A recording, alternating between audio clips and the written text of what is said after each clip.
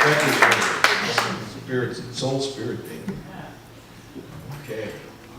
Well, the program says we're going to talk about 7 attitudes of gratitude today.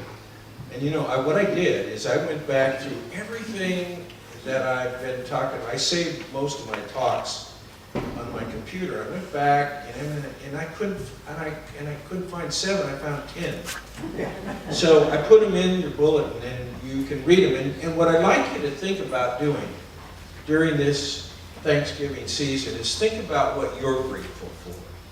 Think about all of the attitudes of gratitude that you have. I tried to make them kind of general for our teaching, because the first thing that we absolutely, that's sort of our foundation for the whole thing, is there's only God.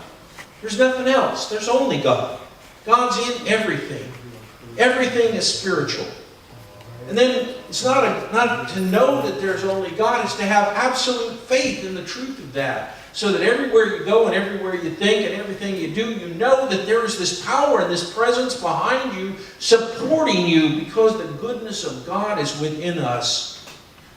And then the third thing is I'm grateful because I'm at cause. I'm at cause. I get to choose how I live my life. And then I'm grateful for discernment, spiritual discernment. It means I don't judge people, but I do have the ability to choose, and I do have the ability to discern what is right for me. And I'm so grateful to appreciate life. And then to forgive, because I don't know about you, but God, even yesterday I made 4 mistakes. He used to told me every one of them. But there's this power of forgiveness, which is a beautiful and wonderful power. A beautiful and wonderful power. And as we use that, it cleans the slate. And then I'm just grateful for the gift of thanks, for thanking, and for abundance. And that there's nothing but good going on. And then the last one, of course, our theme for today, I'm just grateful for amazement. That we can live in this world that we live in and be so amazed at what's happening. So let's take a look at them and talk about them a little bit. See how you feel about them in your heart. I'm grateful there's only God. In the beginning, there's this original creative spirit. It created everything out of itself. It's been called 1,000 different names in the universe. But we teach in this teaching that everything emanates from one source. God is not separate from us, but God is in creation, but is also transcendent to creation. So we can open our hearts and minds to the spiritual power and presence, and it blesses us by filling us with its energy. I'm grateful that there's only God. And then we work on every single day. That's why we have 40 days of gratitude. We work on our faith. It's because the thing about people in this world, at least for me, is I tend to forget. Don't you sometimes forget that you're connected with this awesome spiritual power and you get caught up in stuff? Nobody else has that, I see. Nobody else. Just me, get caught up in stuff.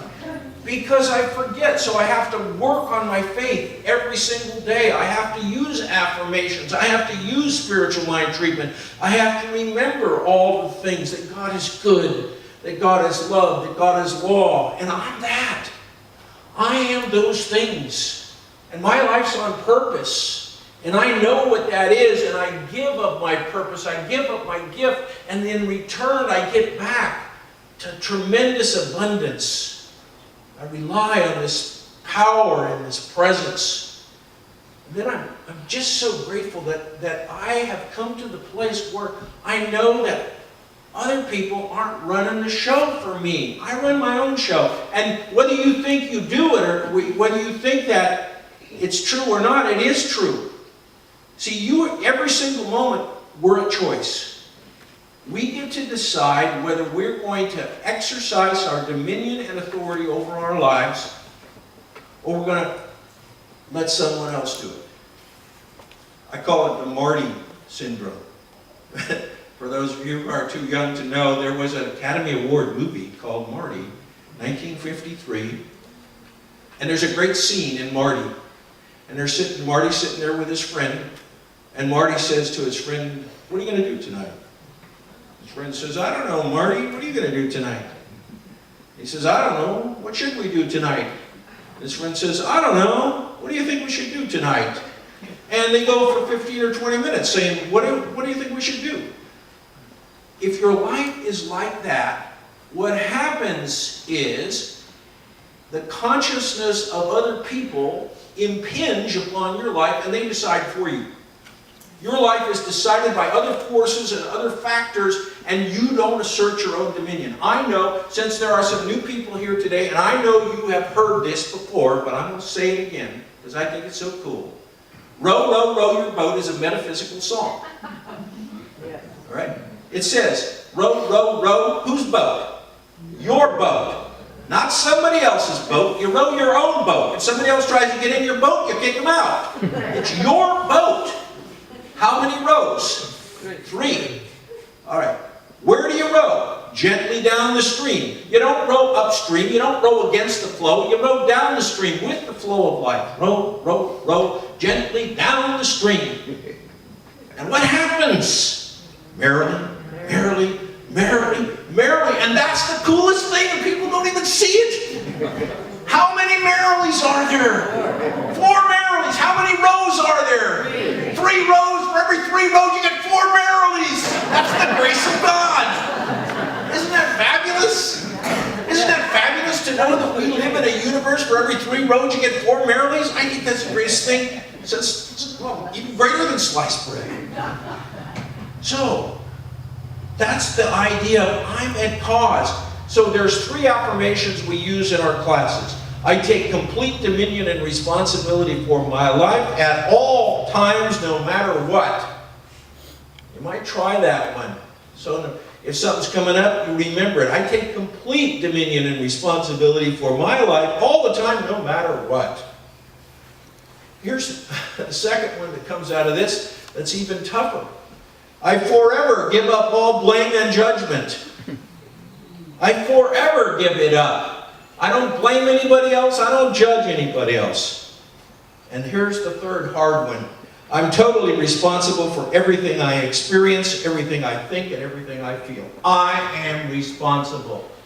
You've got to stop saying, you made me do it. He made me do it. It made me do it. Nobody made you do it except your own consciousness and your own beliefs.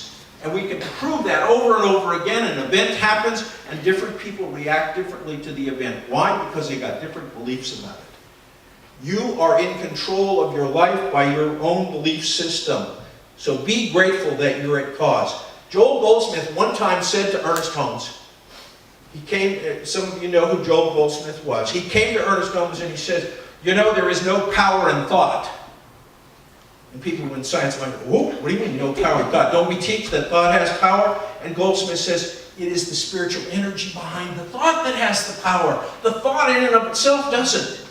And you know, recently the Heart Math Institute, are you familiar with that?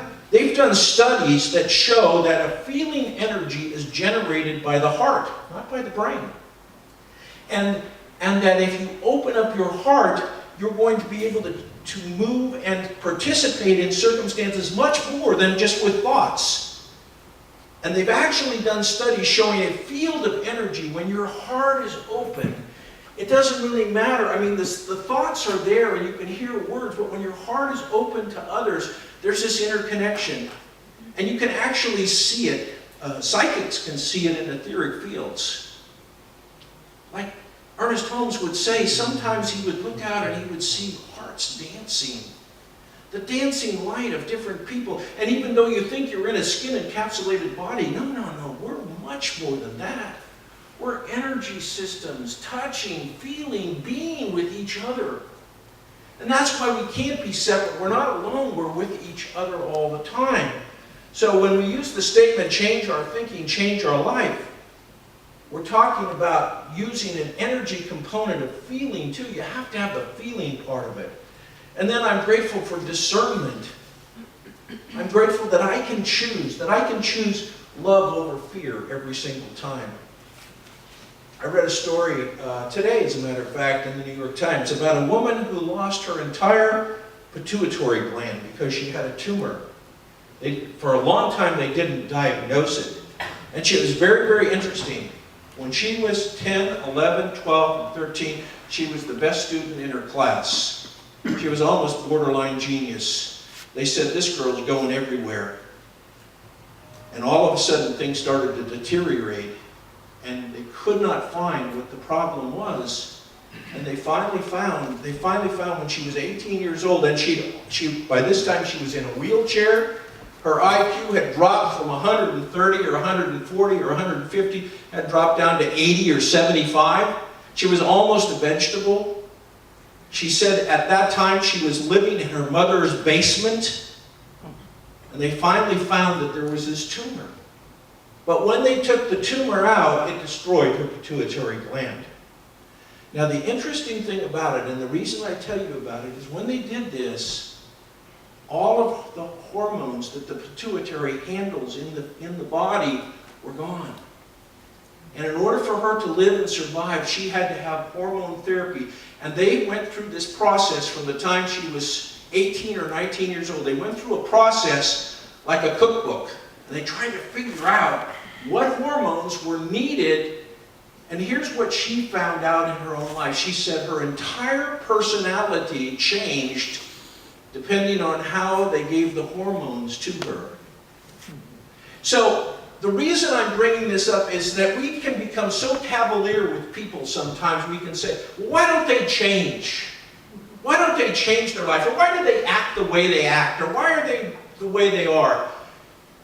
Everything is in combination with everything else. It's not just deciding in our mind to change. There's a whole complex of the mind and spirit and the body that needs to come together.